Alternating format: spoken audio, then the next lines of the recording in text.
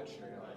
said that, she had to really do some digging and some work to put all that together, that it all made sense. Right. So, no, she was real In my busy life, doing all every man that. I've ever been associated with has been a huge drain on me and my finances and everything.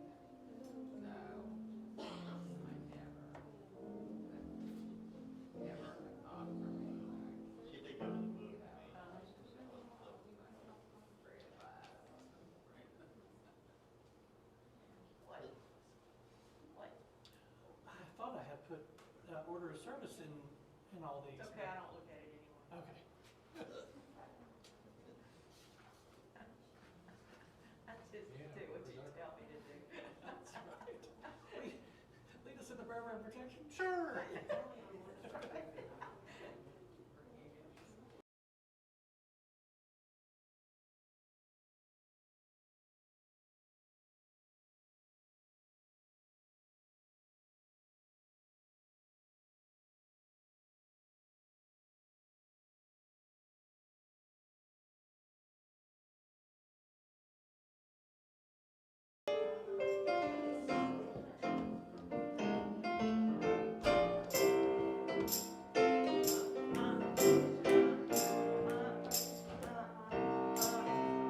There you go.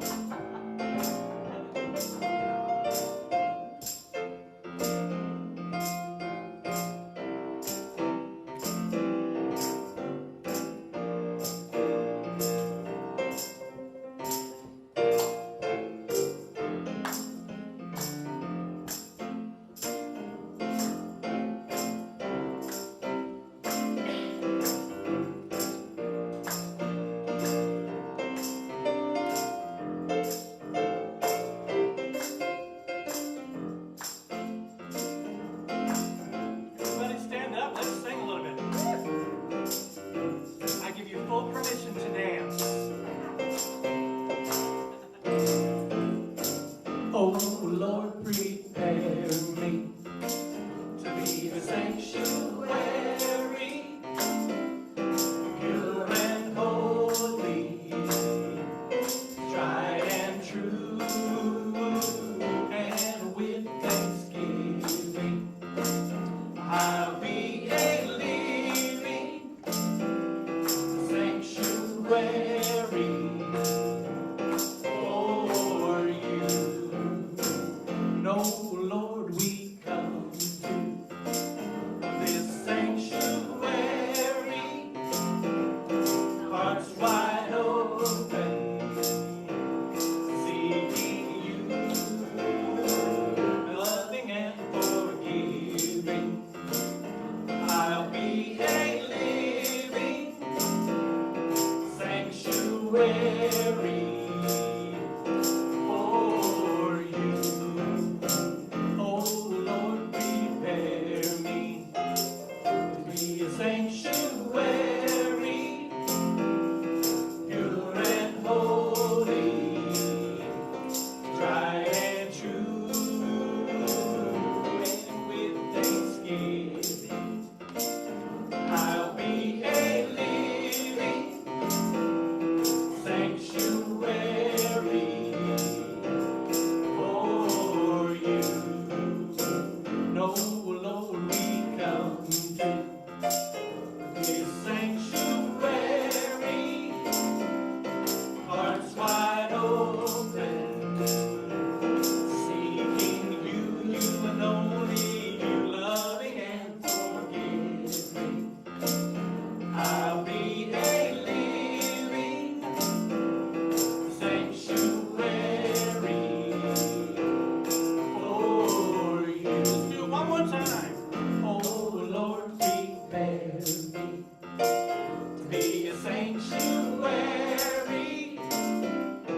pure and holy, tried and true, and with thanksgiving I'll be a living sanctuary for you. And oh Lord, we come to this sanctuary.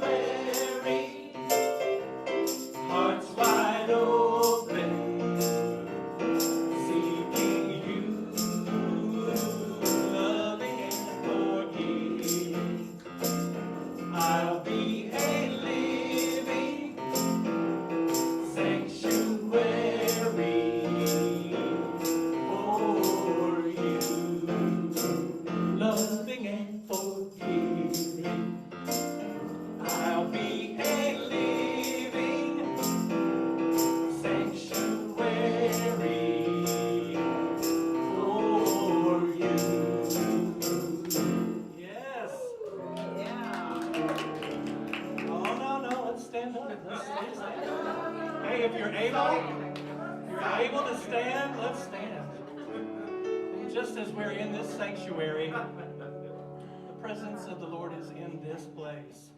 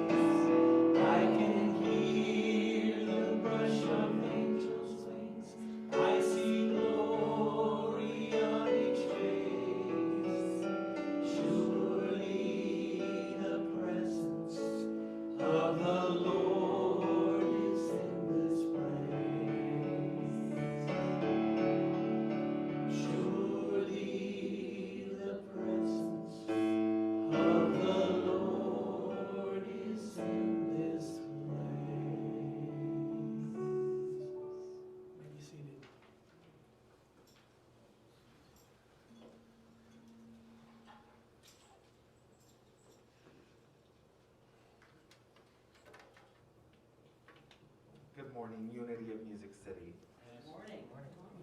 Let's begin this portion of our service by taking a deep centering breath.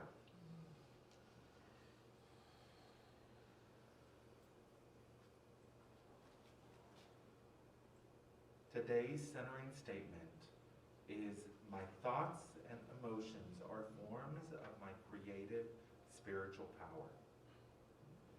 The more rooted we become in our spiritual practice, the more mindful we are of our thoughts and emotions.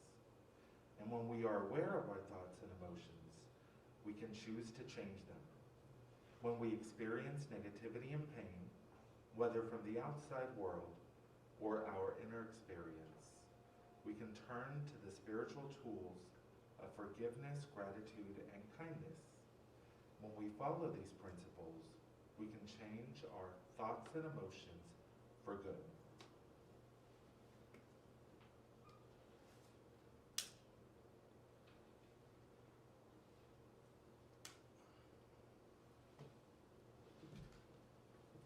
And now please repeat these affirmations after me. I master my emotions by changing my thoughts.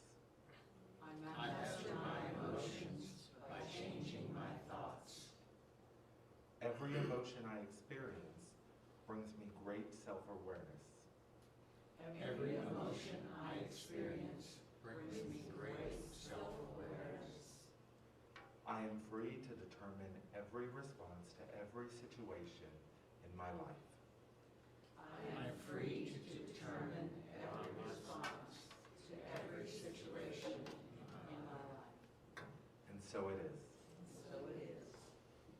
Well, welcome to Unity of Music City, everyone. It's good to see all of our family here today. We've got a great service lined up for you, and I think we're going to kick it off by doing some announcements. Sherry, will you happen to know what those are? I do, right here in front of me. Announcements for Sunday, January 3rd. That's today, right? It's today. That is today. There's a book discussion going on, a group every Wednesday until February 23rd from 6 p.m. to 7:30 p.m. via Zoom. Everything is here to help you is the book by Matt Kahn. It's facilitated by Valerie Dennison, so if you would like more information, you can call or text Valerie at 615-414-8899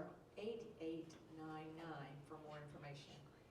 Please see the weekly happenings or check our website for information as to the Zoom address. For this Wednesday, Activations Chapter 10, pages 141 through 145.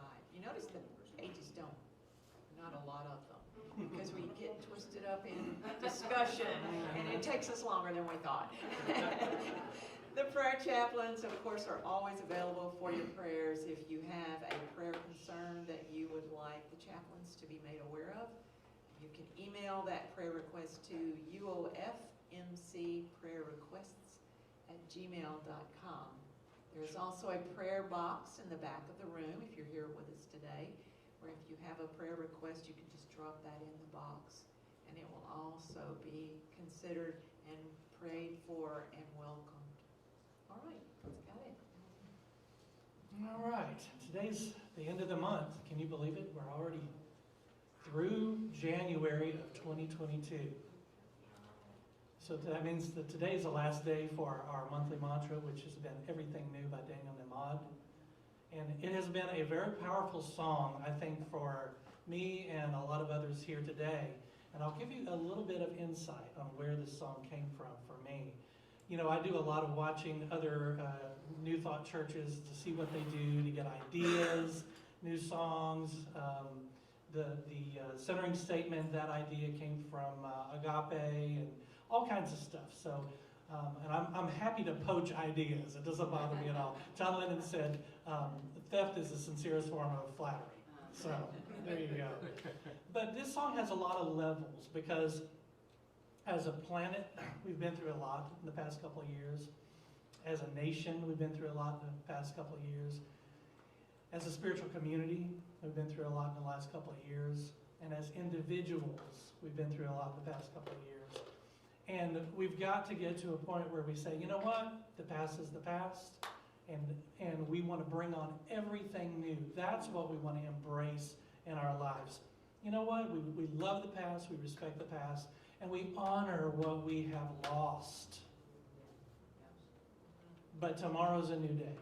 And when we get up tomorrow, we're going to sing to ourselves, everything new. So let's all stand and sing it. Ryan.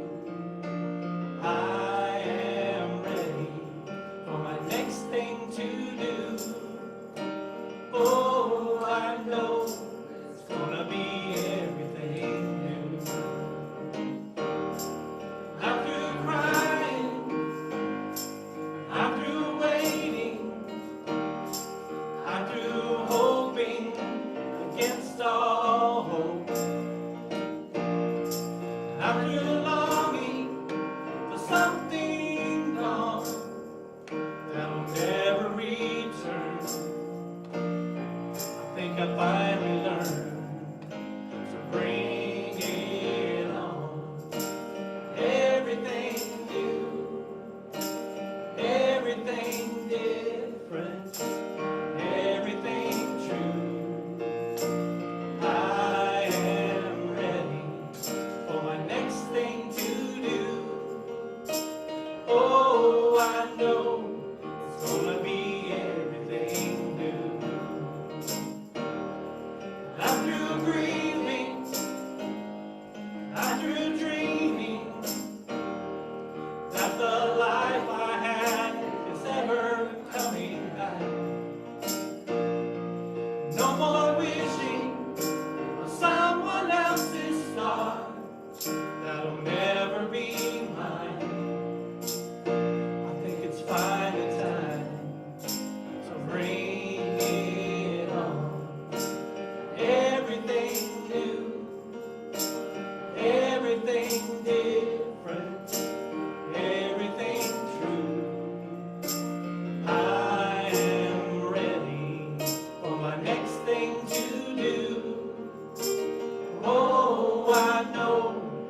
gonna be everything new. I've survived many times before,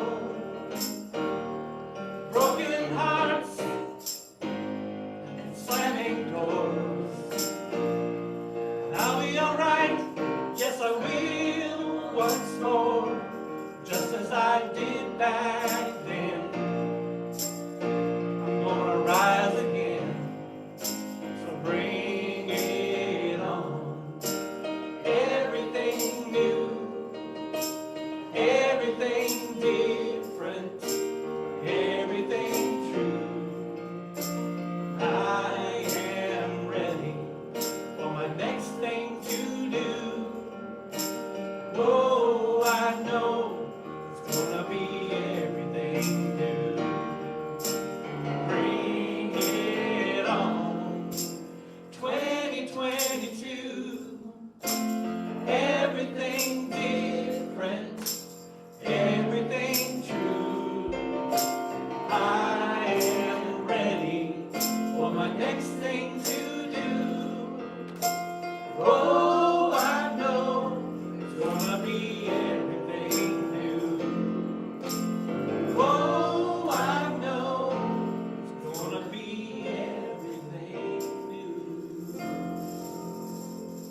So it is. It is.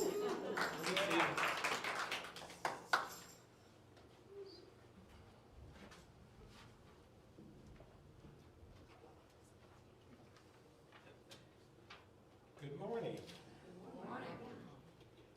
Today's affirmation: I trust the flow of my sacred journey. Everybody together, please. I trust the flow of my sacred journey. In 1966, there was a film made called Paddle to the Sea. It was about a little toy wooden canoe with an indigenous man sitting upright. It had been carved by a First Nations boy in Ontario, Canada. On the bottom of the boat, the boy carved, "Please put me back in the water.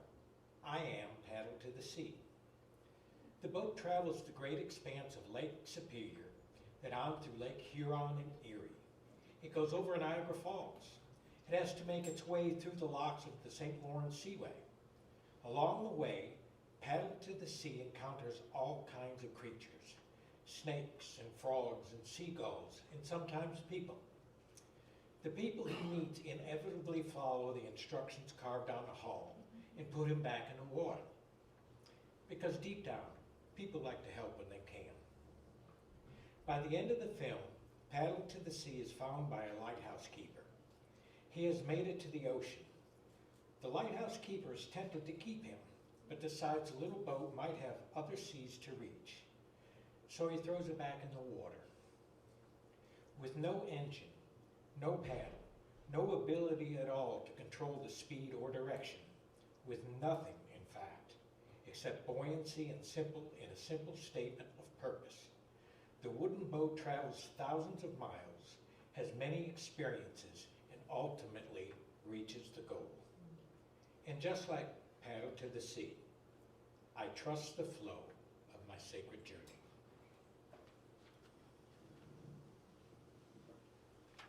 Thank you, Tom. So let's just take a moment and be still together.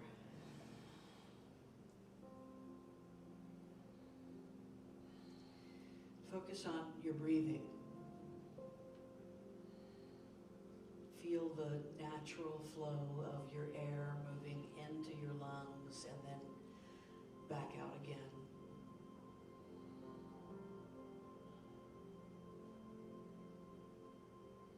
And for just this moment, let's go on a shared journey of vision.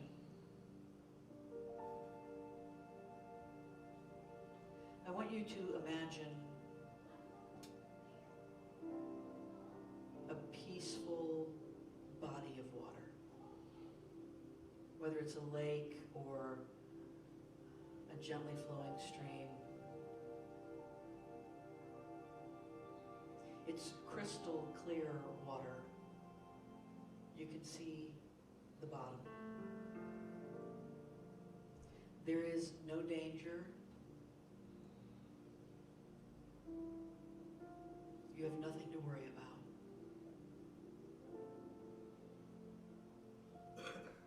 And just imagine yourself lying back on the surface of the water.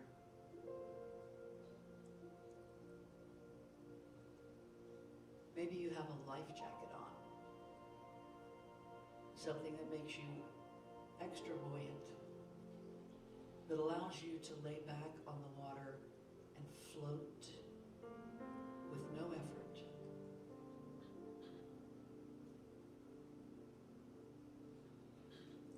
That little bit of crane you have in your neck where you're trying to keep your face above water, just let it fall back. You'll be okay.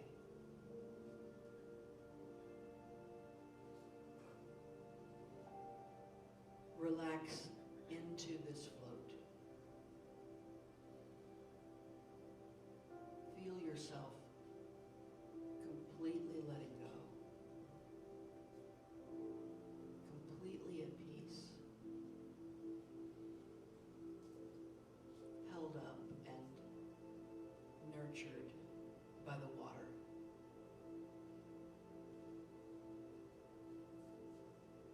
And for the next brief time, let's all just float there. No thoughts.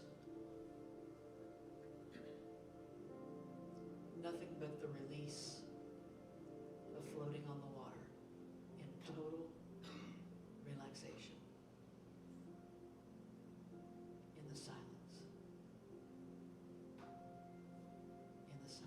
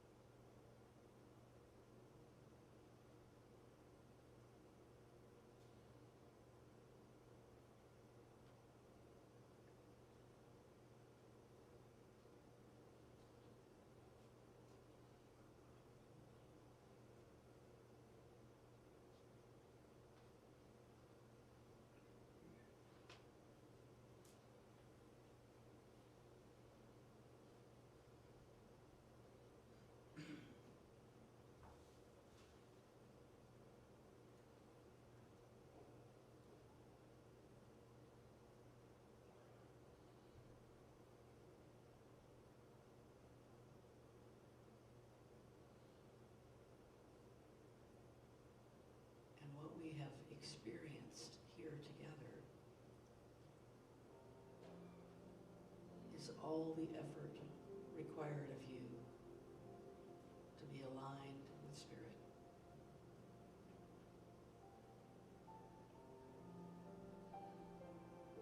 The only effort required is the letting go. Relaxing into the flow. Feeling ourselves supported, protected, allowing our higher selves to do their work.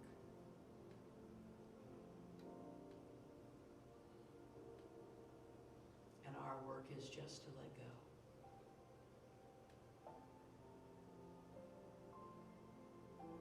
To just let go.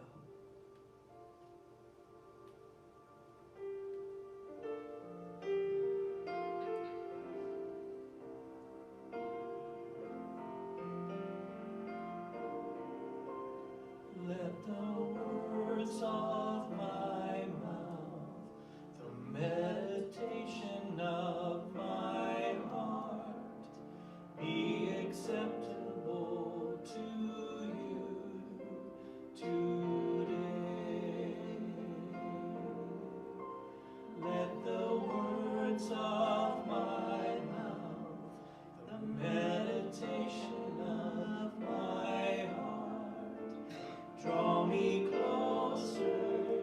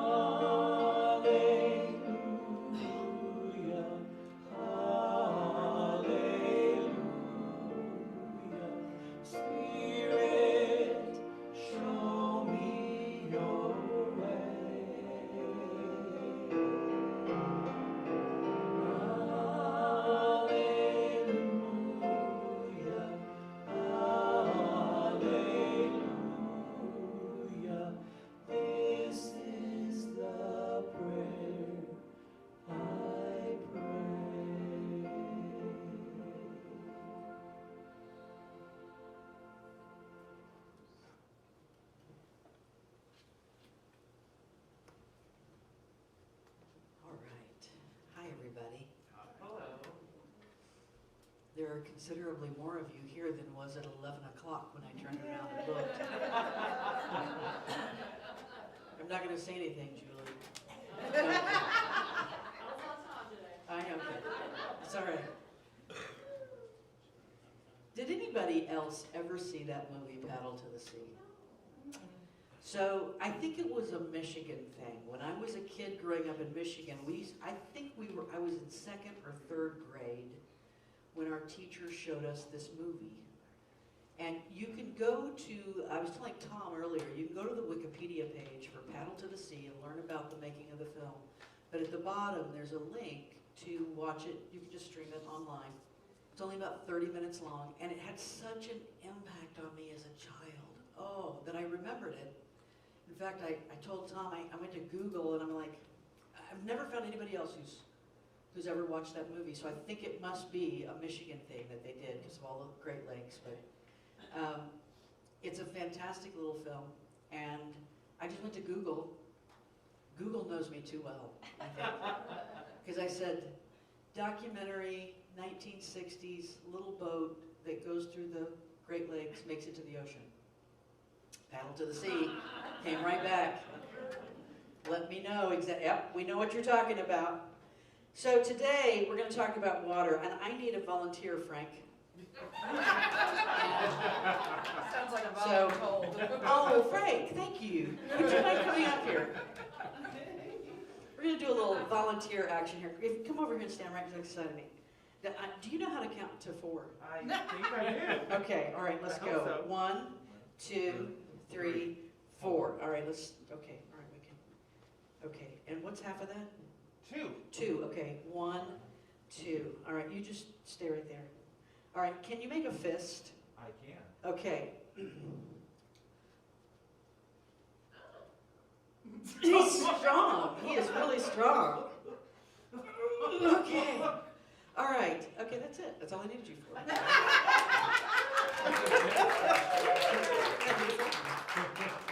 Now let me ask you a question. Did I give him any instruction whatsoever? I gave him no instruction. I asked him, can you count to 4? Yeah, I sure can. And when I started moving forward, he went with me. And then I asked him what was half of 4. When I turned around, he turned around. What's half of 4? 2. Okay, 1, 2. He went with me. When I turned around to face him, and I met him with fist, all I did was I said, can you make a fist? Yep, I sure can. When I met him with fist like this, he starts pushing against me. Now, this is a beautiful metaphor that you can use in a corporate setting, anywhere else, to show the natural, what naturally happens when people are trying to work together, right? If I'm standing side by side with you, and I'm walking with you, or I'm even just kind of, by my modeling, asking you to walk with me, you'll do it. People will walk side by side with you all day long. And when you come at someone like this, they will push against you every single time, because it's just nature. It's what I'm going to do. If you come at me like that, I'm going to push back, right? And this is also, besides being a great corporate tool, it's a perfect example of living in the flow, of how we go with the flow. If you've ever tried to paddle a canoe upstream, you know how challenging that is, right? It takes a lot of effort. But to go downstream, I'll do that all day long. You don't even have to ask me. I'm going to do it naturally. It's the way that we go. And so we're talking about water today. We talked about fire last week. Today we're talking about water. And you know, water is so, oh my gosh, you could just use water metaphors for every talk you ever wanted to give on a Sunday morning. Because almost every aspect of water, every quality of water is a quality that gives us a little mini sermon. Right? It's like Emily Dickinson, she used to talk about going out into the field for her church on Sunday morning, and the choir was the birds and the trees and all that kind of stuff. A body of water can be like a mini sermon in and of itself. So what does water do? Well, water, let me see, is this on? Yeah, there we go. Well, I think it is.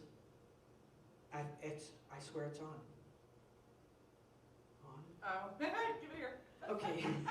Oh, you need this little piece, don't you? Your idea, I forgot the Yeah. antenna. Here you go. Okay. Technical difficulties. We're professionals. Please stand Don't by. try this at home. All right, you got it? Okay, great. Those little details. There we go. Water doesn't resist. Last week was quotes week. This week is going to be pretty pictures week. Okay? So water doesn't resist. It just goes along. This is a particular view of Niagara Falls right there. Anybody ever been to Niagara Falls? I've been there too. Yeah, absolutely. It's stunning. It's unbelievable. Picture doesn't do it justice. And the fact is that water isn't making any decisions here. Water is subject to the law of gravity, and when it comes to a ledge, it just falls over it. That's all it's doing. It's not, doesn't have an intention to destroy, it doesn't have an intention to erode, it just does. It just lives as water, and it follows along subject to the laws of gravity and motion. It is soft, and it is strong. Right? It can carve a canyon. Yet you could walk down to the edge of that river right there and stick your foot in it, and the water has to go around it. It can carve that canyon, and yet you can stop it in that moment. It can slip right through your fingers if you've tried to hold a handful of water. Now, usually when we try to hold water, we're going to do this, right? Because we're going to try to cup as much as we can. We got to get our fingers together really tightly so that there's no way that any water can leak through it. Still, it does almost every time, doesn't it? And if we tried to hold it, it's just going to slip right through our fingers. And yet it can hold up a ship. A massive, huge ship that's got all of these, I don't know how many of those containers will fit on one of those big ships, but tons and tons and tons, and it's going to hold it up. It's versatile. It's the only substance on the planet that shows up naturally in 3 different forms.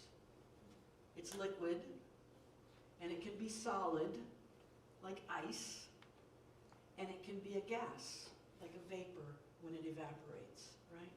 So it's all of these things. Now, I don't know if you're hearing the little mini sermons that are happening with each one of those, about the wisdom of not resisting, just following the gravity, right? Of being soft and yet strong. Of being able to be versatile. Show up in many different ways. It is profound. So this is the Bay of Fundy in Canada. They have the largest, the most dramatic tides in the Bay of Fundy. Their tide shifts by like up to 50 feet of water. And so the picture on the left and the picture on the right are only about 6 hours apart. That's how dramatic the tides are. So water can have this big dramatic difference. Right, it can make a big, it's responding there to the gravitational pull of the moon. Right? It's responding, it's in tune and in flow with the entire universe. But it's one of the reasons why, by the way, I've always heard it said by, I don't know, different people like astrologers and people like that, why the stars and the moon and the planets have such impact on us. We are like, I don't know, 103% water or something. I don't know how much water we are. But we're water, and when the moon's, we have tides too, right? We're being pulled by the moon. It can be really, really powerful. I think a lot of folks remember that picture right there. That's from the Nashville flood in 2010. Those people made it. I was so happy that they kind of became the poster, that became the poster of the flood there, if you will. But those people made it. They were okay. But when we've been through a flood like that, we know it's powerful, and the water's not making any decisions. The water is just responding. It's responding to wind. It's responding to gravity. That's it. That's all it's doing. So last week, when we were driving home, I'm going to tell Lerner just a little bit. So last week we were driving home, I said to Nikki, I said, you know, I know.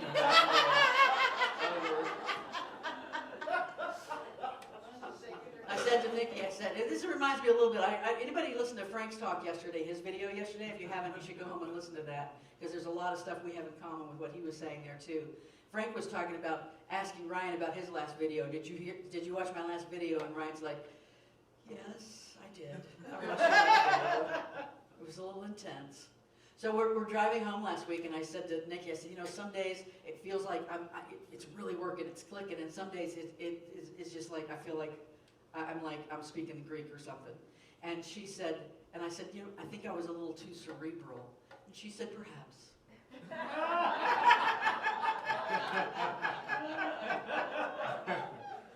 And when she says that, I know I was way overboard.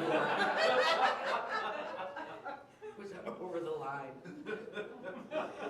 So let's talk about science.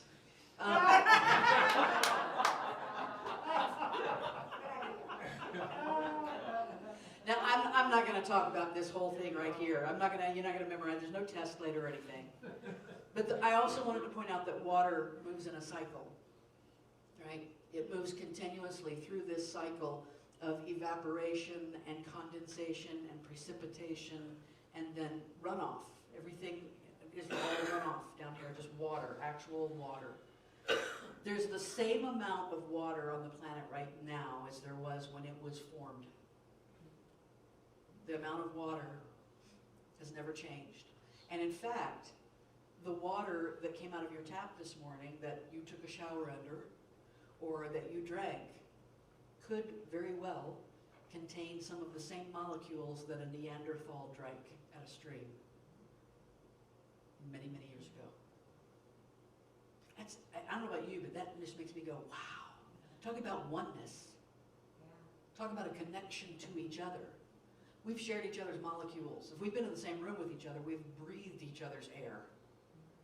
And we have shared the same molecules.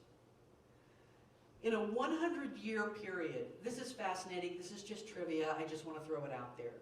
In a 100-year period, a water molecule spends 98 of those years in the ocean. 98 of those years in the ocean. 20 months, so you got 2 years left, right? 20 months is spent as ice. About 2 weeks are spent in lakes and rivers. That's all that, just think about that constant runoff that's happening with rivers. And less than a week is spent up in the atmosphere. So it goes up into the heavens for a brief time to just quickly come back down again and keep recirculating. The oldest river in North America, anybody know what the oldest river in North America is? Okay, good. Old Man River. You know what? You're going to get extra credit for that. Ironically, the oldest river in America is the New River. And the New River is in the Appalachians, which are a really old mountain range. They estimate that the New River is between 260 and 325 million years old. Now, think about that. This is what freaks me out. It's kind of like when I go to an airport, I still don't know how they get that thing up in the air. It's too much weight, right? And the same thing when I'm standing next to a river and I'm thinking, this river never turns off. Unless you're the Ocoee, and apparently they do turn that off at night from what I understand. But this river never turns off. The Thames, the Mississippi, the Nile, the Amazon, they've been flowing for millions of years, endlessly, without ceasing, constantly, and yet still a water molecule is only in them up to 2 weeks. It's heading to the ocean. And that's where it's going to live the vast majority of its life. 98 of its 100 years are going to be lived. I don't know how long a molecule's life is. I'm just making that up. So there's our setting of water. This is our kind of general understanding of how incredible water is and how many ways it can relate to our spiritual journey. So I've been letting you, with fire, I let you know how a lot of different religions use that. So I'm going to do that briefly here for water as well. This is a festival called the Kumbh Mela, K-U-M-B-H. I should have written that along there, I'm sorry. K-U-M-B-H-M-E-L-A, the Kumbh Mela. It is the largest festival in Hinduism. This is said to be the largest gathering of people anywhere on the planet. The Kumbh Mela lasts about 45 days, and the highest recorded attendance, they believe, and they had to get satellite imagery to help them make this estimation. The highest day attendance was 60 million people. 60 million people in one spot. What's New York? Like 7 million people, right? The entire city of New York. 60 million people. They have this Kumbh Mela in like 4 major locations, but there are other smaller festivals too. And central to this festival, the people come together and they have a little street fair and they have street food and they have entertainment. I mean, 60 million people. There's just the guy with the Porta-John contract alone, right, is busy. But the central to this entire festival is that you dip in the river. It's the whole reason they come. The whole reason they come is to go into the river. Now, there's lots of different Kumbh celebrations. Some of them are celebrated every 6 years. But the Kumbh Mela is said to be celebrated, this is going to connect with what you talked about yesterday, every 12 years. And it celebrates a complete revolution of Brihaspati, which is their name for Jupiter. Right? Frank talked. If you haven't listened to Frank's video yesterday, go to Instagram or Facebook and look back and watch it, because he talks about a lot of this kind of stuff. So it's the revolution of Jupiter. Jupiter makes a complete revolution in the sky in a little under 12 years. It's like 11 point whatever years, right? So they go every 12 years, and every now and then they have to have like a leap year. Every now and then they have a Kumbh festival in 11 years. But so that's what it's all about. Then they have a Mahakumbh, the Great Kumbh, which is celebrated every 144 years, 12 times 12. It's like, I mean, they've been doing this forever, right? We have evidence of this going all the way back to the 1st century, and that's only what's written down. The Hindus will tell you it's been going on much longer than that. This trek to celebrate Jupiter in the sky, because every 12 years, this has been happening. This present version of the festival is a little bit different. You know, everything evolves. But all the sites celebration, it's a little bit different for each site because they're calculated according to what the skies look like. And it's a special combination of Brihaspati, which is Jupiter, Surya, which is the sun, Chandra, which is the moon, right? They figure out where those are located. So there's Hinduism. Totally about the water. If you know the Hindus and the Ganges River, it's a holy sacred river. All the rivers are in India. In Taoism, water is associated with the highest goodness and the highest virtue. Lao Tzu, who was the founder of Taoism, said water is the softest thing, yet it can penetrate mountains and earth. This shows the principle of softness overcoming hardness. Right? That softness will win. The softer approach will win. According to Taoism, water fulfills its purpose without any pride, and it travels to the lowest points of the earth to indiscriminately provide for all living creatures. Sounds like a definition of service, doesn't it? Go to the lowest points of the earth and just serve and show up and offer life for everyone and everything. In Islam, this is a well called the Zamzam well, Z-A-M-Z-A-M. And the Zamzam well is the holiest place in all of Islam. So let me tell you the story about how this well came about. So Abraham, you know, Judaism, Christianity, and Islam all come from Abraham. It's an Abrahamic religion. Abraham and Sarah couldn't have a baby. That was a problem. And so, according to the story, Sarah says, I'm going to give you my servant, Hagar, and she can have a baby for you, right? And so Hagar gives birth to Ishmael. And then a few years later, like 12 years down the road, God says, oh, by the way, Sarah's going to get pregnant. She was 90 at that point. It was kind of a joke. She kind of laughed. But she got pregnant, and she had Isaac. And down through Isaac is where we get Jesus and Christianity. And down through Hagar and Ishmael was an ancestor of Muhammad, the Prophet Muhammad. Right? So just like in Matthew where you can go and so-and-so beget so-and-so, and you can follow Jesus all the way back through the house of David, right? All the way to Abraham. You can follow Muhammad all the way back through Ishmael. And so here's what happened. God told Abraham. Now, he's a little suspicious in my book. Because God was constantly telling Abraham really suspicious things. Like, oh, hey, go sacrifice your son Isaac on an altar. Right? And Abraham's like, okay, God, I'll go do that. And then he changes his mind at the last minute, right? So when Ishmael was a baby, God told Abraham, go take, hey, go take Hagar and Ishmael and put them out in the desert and leave them. And he did. And this is the Muslim story. He did. He leaves them out there, and they get really thirsty, and Hagar runs back and forth between these 7 hills, and she's crying out to God. And then the baby scratches its heel on the ground, and all of a sudden water comes up. And somehow in there is the angel Gabriel, too. I'm not sure where he comes in, but the angel Gabriel comes in there, too. But nonetheless, this is the founding of the well, the Zamzam well.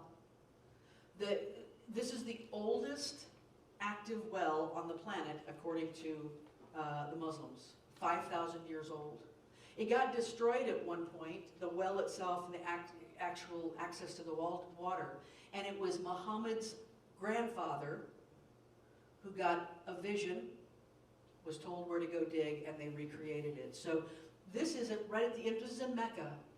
The pilgrims who make a pilgrimage to Mecca, they all go there and they get water. It's pumping tons of water every day. Like it's never stopped. And that's called the miracle. It's the miracle of the well, the Zamzam well. In fact, they say this is the continuous miracle, the miracle that is still happening because they get huge bottles of water. So that's Islam. Christianity, of course, water is central. That whole idea of baptism, that idea of being dunked, as we used to say, right? You got to be dunked. If you didn't go under, it didn't happen. Right? You got to make sure. My daddy was a preacher. He baptized me the first go around. I thought he was going to drown me. I mean, it's almost like he wanted to hold me under there until I said, all right, I'll never sin again in my life. But anyway, so this baptism is central to that. But of course, we also have Jesus turning the water into wine and Jesus walking on water. And water is central to so many elements of Christianity, but nothing more central than this idea of being baptized, being cleansed, being made pure. There's one other story from Christianity and Judaism and Islam, by the way, that I want to mention here, and that's this story, the story of Noah's Ark, right? Now, a lot of people like to sit around and debate. This was one of the first stories, by the way, where I was able to really practice my metaphysical chops. It's one of the first times that back when Patricia Ryder was the minister at Unity, and I remember her talking about Noah's Ark and explaining what it means to be a metaphysical interpreter of the Bible. A fundamentalist interpreter, a literal interpreter of the Bible, has to believe without question that there was a man, Noah, and he built a boat, and it was so long, and it was so wide, and he managed to fit the billions of creatures that exist on this planet somewhere on that boat, right? Which, if you are a logical person, if you're a scientist, it's very easy for a scientist or a logical person to look at that and go, I can disprove that in 3 steps. But a metaphysical look at the Bible says, who cares? Who cares if there's a boat big enough to carry every creature on the planet? Who cares if this happened or not? Who cares if there was a raven or a dove or a rainbow? Because the point of the story is this: are you willing to be in the flow? Are you willing to do as your higher power is asking you to do? Are you willing to be a part of what I'm asking of you? And that's what it's about. It's all about willingness. And one of the reasons why I wanted to bring this up here is because the flood myth is probably the most culturally common myth in the history of all stories. Every single culture, every single belief system has come up with 2 stories. One is the creation of the world. How was the world created? The second one is the flood myth. Right? So you can find flood myths. It's easier to tell you where you can't find them. This is a brief listing. You can find them in Mesopotamian mythology, Sumerian, Hinduism, Chinese, Greek. All of those, by the way, predate the writing of the Old Testament. The Akkadians, the Epic of Gilgamesh, was written approximately however many, it was written about 800 years, but they think it comes from stories that are even thousands of years older than that, before the writing of Genesis, right? One of the things that the writers of Genesis were trying to do, the scribes of Moses were trying to do, was not just to tell a brand new story, oh my gosh, this happened, but one of their goals was to reframe myths that already existed in the world through the lens of monotheism. In Gilgamesh, there's one of the gods who come to visit the man who's got to build a boat, right? In Noah, there's just one God. That's the only God that can visit. Right? So they have to reframe it. India, Korea, Malaysia, there are Norse flood mythologies. Irish, Polynesian, Mayan, Ojibwe, Lakota, Choctaw, Inuit, the Aborigines of Australia, Egyptian culture, the Yoruba, Mbuti, and Maasai tribes all have flood myths, most of which are older than Noah, because think about how powerful water was to every group of people. We live in this very beautifully controlled time where we have dams. We still have those floods like 2010, but we now have dams that control most of those. One of the reasons why they put in the TVA and started building the dams in East Tennessee was because the Tennessee River was called the Wild River. It would overflow its banks constantly. It was running people out of their homes. And so consider how deeply that goes in the human psyche. That fear of water, because it's just going to do what it's going to do, right? So we move into, of course, we know the water signs are, look at that, that says pieces over there on the I did not write that.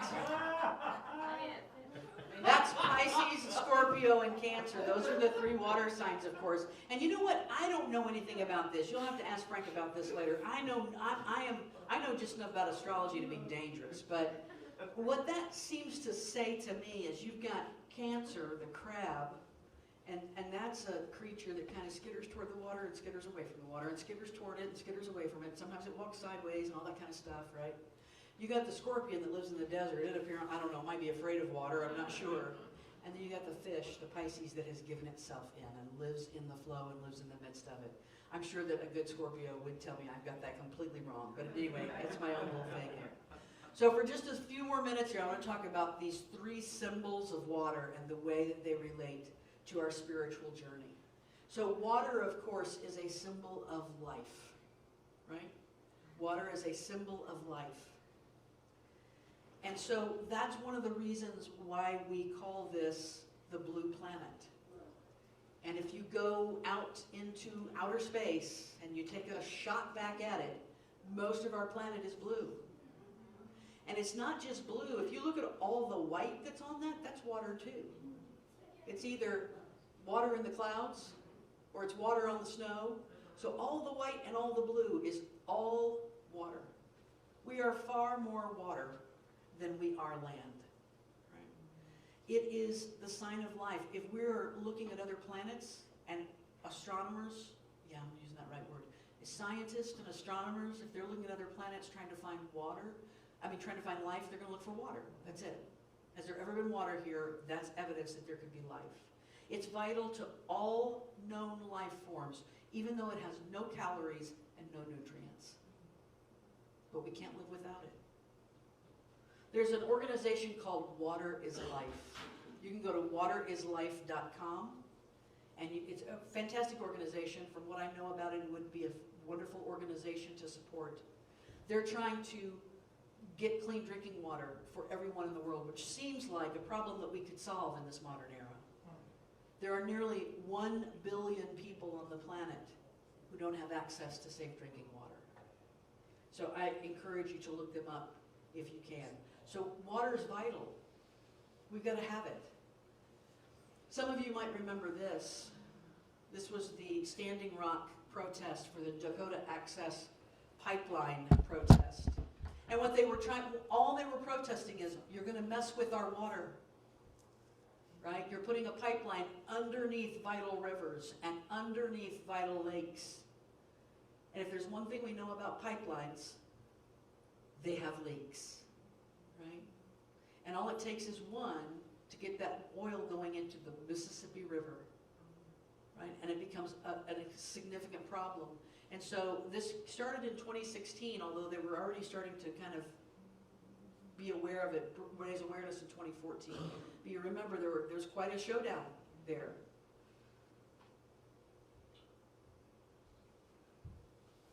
And I want to be there right now.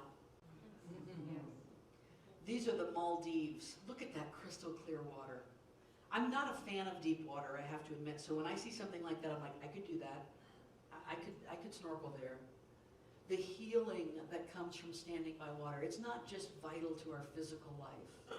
I think that it's vital a little bit to our emotional life. So you know that common game that people will play where they'll go, river, lake, or ocean, right? Which one are you? River, lake, or ocean? A lot of people say ocean, probably about 98 out of 100, like the same number of years that water's in the ocean. I've always been a river person. Some people say lakes. I'm a river person. In literature, the river is a symbol of life, and the ocean is the symbol of eternity or death. And then you have lakes. Now, we don't talk a lot about lakes. Lakes are classified in two different ways. There's open lakes and closed lakes. And an open lake is where water flows in and then it flows out. Right? It goes in, it makes a little, and then there's a little river flowing out. But a closed lake is one that has no outflow, and those are most often high salinity lakes like the Great Salt Lake or the Dead Sea or something like that. Right? And so it's not just that water is life, it is the flow that is the life in that instance. Right? The water itself, if it's not allowed to flow, begins to become a breeding ground for things that don't, but nothing's alive in the Dead Sea. Right? There's no life, even though there's water, there's no life. So water is a symbol of life, and water is a symbol of cleansing. Right? That cleansing that is depicted in a baptism. It implies a sort of purification or a forgiveness. Now, I don't know about you, but I can actually not feel very well. Like, I feel a little physically off, and I go take a shower, and I feel better. Right? There's something about that it actually has healing properties that goes far beyond, I was just so dirty, I was sick of myself, and right into, I think it actually healed me on some level. Right? Or to sit in a bath, to cleanse our inside as well as our outside. There's this fantastic quote that I found from Rajiv Joseph, who's an American playwright. All water is holy water. If you've ever stood by a river, you can have that moment. There can be a sermon in that moment, and there can be a cleansing in that moment where we allow ourselves the time to just be by the water or in the water. All water is holy water. And then there's water as a symbol of transformation. Now, we talk about transformation here. We are a place of authentic transformation. Water is life, and water is cleansing, but water is also transformative, right? So there's some folks, whitewater, I don't know where those folks are whitewater rafting, but that new river that I told you about, the oldest river in North America, I've whitewater rafted down the New River. The New River Gorge is in West Virginia. There's a bridge way up high. They bungee jump off of it once a year, the big bridge celebration. But I've whitewater rafted, and it was some of the I think it was level, I don't know what level, it was some of the highest level rapids in the country. So it looked a little bit like that, right? You really learn to trust your pilot in that. The guy sitting in the back of the boat is your best friend, because when he says paddle, by God, you paddle. Right? And so this is transformative. It's moving constantly in the state of transformation. We know it's eroding the rocks around it, but it's also changing the environment for fish, and it's moving rapidly, and it's moving so much it's changing color. It's creating almost foam. Right? It's dynamic, and it's moving, and it's changing. I mentioned last week Heraclitus, the ancient Greek, who said you can't step in the same river twice. That idea being that every time you step in the river, you are at the very end of what has gone before and at the very beginning of what is to come. You are in the present moment. And that is one of the beauties of understanding that dynamic nature of water and living in the flow. I'm constantly in the present moment. That right there, that picture can never, ever, ever be completely replicated. Even if you put the same people in the same boat and it looked the same, something's different in there. If nothing else, it would be completely different water. I know that one of the things I have heard about those folks who are water signs is that there's a kind of fluidity to their emotions. A little bit, that idea of being adaptable is a water notion. That idea of being able to adjust.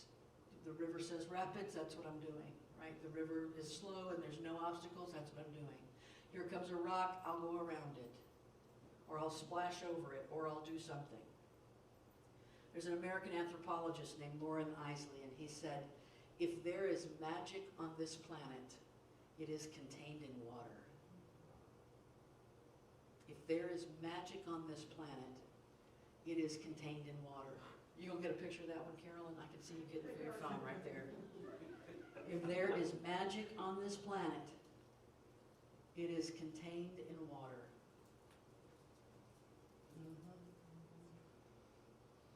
Y'all don't take pictures when I'm up here. You take pictures. It's okay. I'm not going to take it personally. It's all right. About 20 years ago, I had gone through the toughest 2 years of my life. I was talking with my mentor, my seminary mentor yesterday, or Thursday on the phone, and I had written a little bit in some of my homework about that period of time in my life. And my mentor is a therapist. That's what she does as a profession. And when we were talking on the phone, she said, she thanked me for sharing that period of my life. And she said, Deb, what you have described here, any one of these have broken people. And you've talked about 2 or 3 of them in the same year. And the fact that she was doing her therapist work of showing me a mirror of what I had accomplished, right? Showing me a mirror of, look at you did this. And so I realized again what a big period of my life that was. So right at the end of that period, the end of those 2 years, I had a friend who said, who managed to talk me into going canoeing on the Harpeth River. She said, let's take a day. You need this. Let's take this day. Let's go get in the canoe. Let our troubles go. So we did. We got in the canoe. If you've ever been canoeing down the Harpeth, that is the Harpeth River right there, by the way. And it's a nice, lazy little canoe ride. A canoe is a flat-bottom boat, and the way they make them now, that sits kind of on top of the water more than it rests in the water. It kind of floats along. So there were times on this river where the water would get really low. You literally, maybe in that much water, and you're kind of hear those rocks scraping the bottom of the canoe as you're just paddling through. And we got to a point where it was a lot like this, very, very calm, wide part of the river. No one was in front of us, no one was behind us. We could see the bottom. It was probably only, sometimes I would step out and it would maybe be up to my knees or something like that. We had life jackets on because they made us where you rent the canoes, right? Here's your life jacket. So my friend said she started floating on her back down the river. And she said, oh, this is heaven. You've got to do this. And I've been a swimmer all my life. I'm not afraid of water. I don't like deep water where I can't see things, but this was very shallow. Couldn't even see, all you see is rocks at the bottom. And I started to lay back, and I couldn't do it. I couldn't do it. All of a sudden, every one of the fears that I had been faced with for the last 2 years, fears of not knowing what's coming next, fears that something will come out of nowhere and get you, fears that you've got to be ready, you've got to be alert, you've got to be on guard. Every one of those fears came up to me. Had nothing to do with this river. But they came up right in front of my face, and I couldn't do it. 3 feet of water, I couldn't lay back, I couldn't let go. And somehow my friend was astute enough to recognize what was going on. I started to cry. And she came over to me and she put her hand on my back and she started tilting me backwards and she said, just let it go. Just let go. And I lay back in that water, finally, not easily at first, but finally I completely released. And I began to flow down that river. And I felt something snap inside of me. I felt some kind of grip that I had. Some kind of grip that said, you've got to control your life. You've got to control the situation. Because if you don't, no one else will. And it'll come up and bite you. And then she just broke it in half.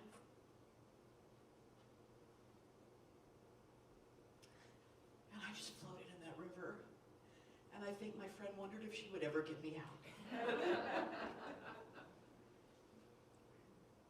Because you see, living in the flow, which is the whole idea, is living in surrender. That is what it is. Living in the flow. We can talk about being in the flow of our money, being in the flow of our life, being in the flow of our spiritual journey, being in the flow of whatever, but at the end of the day, that's what it is. It's being able to live in complete surrender. Namaste.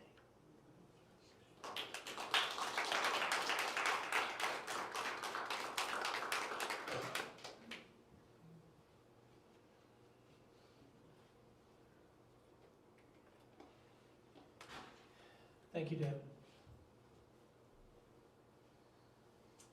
I don't even know where to go after that. Anyway, just take another 30 seconds here and breathe. And think about how grateful we are to have this spiritual community where we can come, participate, not participate, or just go with the flow. Let me remind everyone that we are here in this actual room because of your tithes and offerings, the abundance that you give to us so that we can share it back into the world. The red bucket is right beside the door, and we have a lovely QR code. We can do automatic bank draft if you want to set that up. Every time you go onto Amazon Smile, make sure that you're donating to Unity of Music City and also with the Kroger Rewards card. So with that in mind, let's say our gratitude statement here. I am grateful for another day of living. I am grateful for a new chance to forgive. I'm grateful to receive life's many blessings. And I'm grateful for the love I have to give. And let's all stand and sing it together.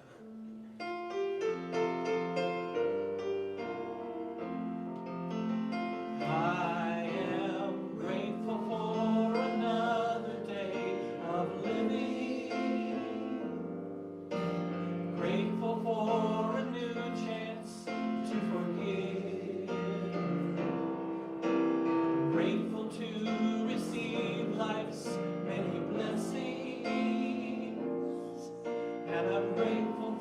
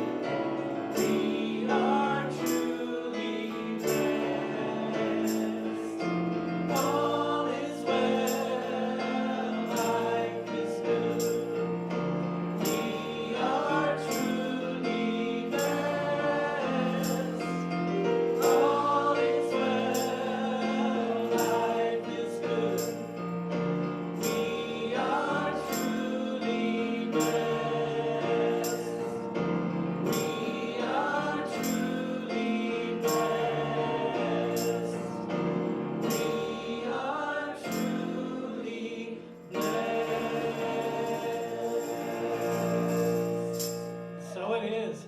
Thank you for coming, everyone. We'll see you next week.